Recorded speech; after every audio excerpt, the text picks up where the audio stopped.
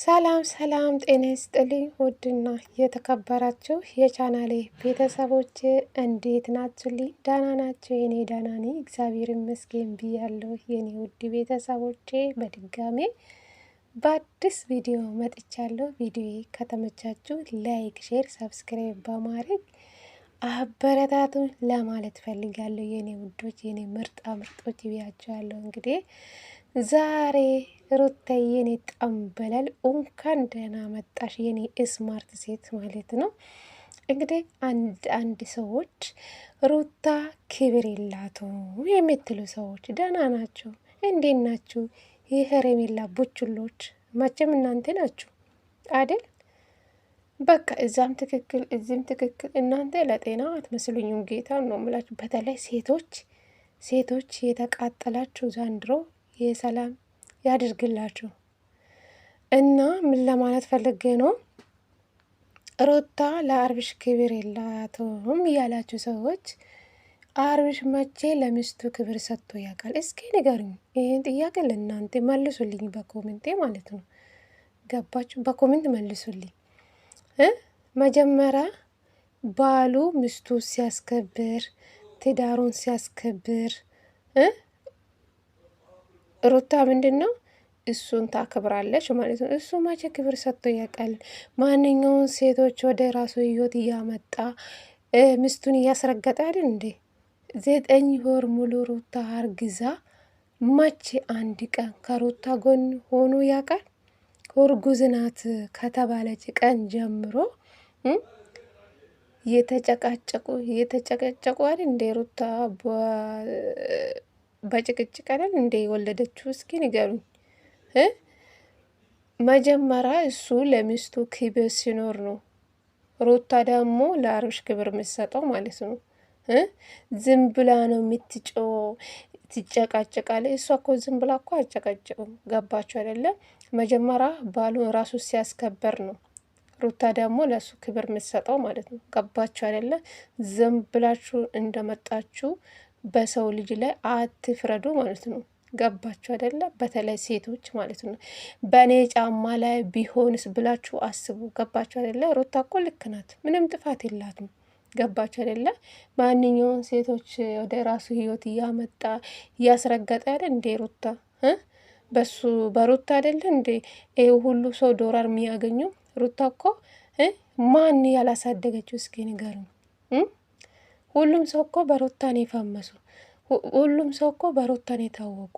ዛሬ ግን ሩታ ለእኔ ጀግና ሴት ናት። ገባችሁ አይደለ? ይህ ሁሉ አይረሳም መቼም ማለት ነው።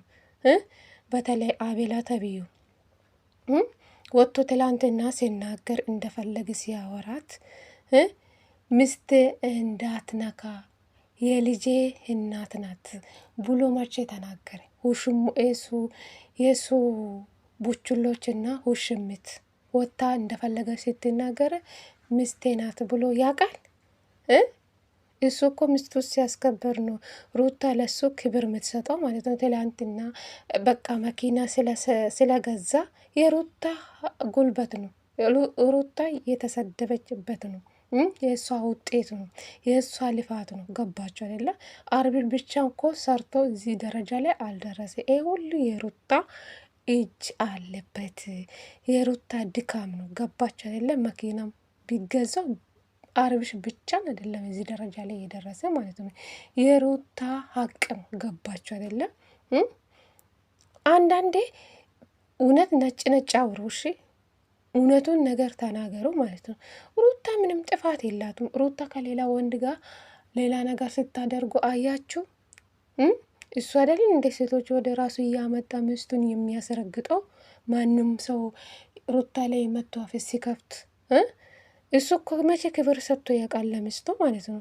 እናንተ ግን ዝም ብላችሁ ሴት ልጅ ሆናችሁ ሴት ልጅ ላይ የምትፈርዱ ሰዎች ነገ በኔ በሉ ማለት ነው። እቺ የሜዳ ሀያ የሰውን ባል ቀምታ ለራሴ አድርጋለሁ ለእኔ ስጭኝ የምትል ሴትዮ እስኪ እሷን እንደ ነገሩ እናንተ እኮ ልክ ልክ እንደ ሄርሜላ ናችሁ ማለት ነው። የሰውን ባል የምትቀሙ ሰዎች ናችሁ እኮ። በተለይ ሩታ ክብር የላትም እቺ ጫቅጫቃ የምትሉ ሰዎች ማለት ነው። ሩታ እኮ ሞታም ትበልጣችኋለች። ገባችሁ አይደለ? ገና ገና እንደ መንግስት ትማራችኋለች። ገባችሁ አይደለ? እዚህ ጋር አሁን እሱ እኮ ነው አሁን አብርሽ እንግዲህ ጎደኛ ነው ሁሌ ለምኖ ሁሌ ሰው ለምኖ ነው ሩታ ይቅርታ የሚያስጠቃ ማለት ነው። እሱ አንድ ቀን ተንበርክኮ በስነ ስርዓቱ ይቅርታ ጠይቆ ያውቃል? ይሄ ሁሉ እኮ የእሱ ጥፋት ነው። የሩታ ጥፋት እኮ ምንም ነገር የለም። ገባችሁ አይደለ? ከመጀመሪያ ጀምሮ ከአስከባ እሱ እኮ ነው። ሩታ እኮ ምንም ጥፋት የላትም። ገባችሁ አይደለ? እሷ እንደው ነገሮችን ለመስተካከል ትፈልጋለች። እሱ ትዳር የማይፈልግ ከሆነ ከማንኛውም ሴት ጋር ማዘላዘል የሚፈልግ ከሆነ ሩታ ምን ታደርጋለች? እሱ የሚፈልገው ልጁ ናፈቀኝ፣ ልጁ ናፈቀኝ፣ ሩታን ፈልጎ ሳይሆን ልጁ ናፈቀኝ። በዛ ሰዓት ሩታ እርጉዝ ሆና አንድ ቀን ከጎና ሳይቆም በጭቅጭቅ የወለደችው ማለት ነው። አሁንም እራስ ሆና እረፍት እየሰጧት አይደለም። አንዴ ውሽምት የሰው ቤት ገብታ እንደፈለገች የተናቀኔ ቢሆን ሩታ የምር በጣም የታገሰችው ወጥ የረገጠችው እቺ ውሽምት ማለት ነው። እቺ ሄርሜላ ተብዩ እቺ የሜዳ ሀያ የሴት አሰዳቢ። እስኪ እሷን ስደባት። የሰውን ባል ለመቀማት ለእኔ ሊቀቂልኝ የምትል ሴት ስደባት። ሩታ ሰጥቶን ማለት ነው። ሩታ እኮ ባልዮ ሩታን ሲያስከበር ነው ሩታ ለእሱ ክብር የምትሰጠው ማለት ነው። ገባችሁ አይደለ? ወዳችሁም ጠላችሁም በደንብ ስሙሽ። አንዳንዴ እውነቱን ነገር ተናገሩ ማለት ነው። ሀቃቅን ተናገሩ። ዝም ብላችሁ ሁሌ ማለት ነው። ሩታ ደግሞ ሞታ ትበልጣችኋለች፣ ገና ታቃጥላለች ማለት ነው። ገባችሁ አይደለ? ማይም ሁላ እነ ትክክለኞች ማለት ነው። ምታሽቃብጥ አሽቃባጭ ሁላ አቤላ አሁን አቤላ የቱ ጋር ነው? የአብርሽ ወይም መከታ ወንድም አንተ ትክክለኛ ጎደኛ። ይሄ ሁለቱን ለመለያየት አይደል እንዴ ሌላ ውሽምት ለሱ እያመጣው ምኑ ጋ ነው? ምኑ ጋ ነው? ሁለቱን ለመለያየት የመጣ ሰውዬ እኮ ነው። ለነገሩ በራሱ ይደርሳል፣ በተራ ይደርሳል። ምን አይነት አክል እንደሆነ ማለት ነው። የሰው ህይወት የሚበጠብጡ ሁለቱ ብሩኬ እና አቶ አቤላ ቡችላ ማለት ነው። የሄርሜላ ቡችሎች እነሱ ናቸው። ማይ እንደሆነ ታውቃላችሁ። ራሱ አብርሽ ትዳሩን ቢፈልግ ሚስቱም ቢፈልግ ይሄ ሁሉ ሰዎች ዙራ ላይ ያሉ ሰዎቹ ማስወጣት ይችላል። አሁንም ኢሳቅ ሄዶ ሩታ እግር ስር ወድቆ ይቅርታ የሚጠይቅበት ምክንያት የለም። አብርሽ ራሱን ካላስተካከለ ሩታ እንዴት ነው ይህን ትዳር ለመመለስ የምትችሉ? እስኪ ንገሩኝ። ሄርሜላን ከህይወቱ ማስወጣት ወይ ሩታና ልጁ ማመረጥ ወይን ሄርሜላ ማመረጥ ከሩታ ህይወቱ ወጥቶ ወደ ውሽምት መሄድ ነው የሚሻሉ። ገባችሁ አይደለ? ወይን ውሽምቱን ከህይወቱ አስወጥቶ አይ ሩታና ልጄን ፈልጋለሁ ካለ ትዳሩን ማስተካከል ይችላል። እዚህ ጋር ሩታ እግር ስር ወርቆ ይቅርታ ሌላ ሰውን ሂደና ይቅርታ ከተቀበለችለ ሂደና ቼክ አድርጋለኝ እሺ ካለች እመጣለሁ አለው። አያችሁ አይደለ?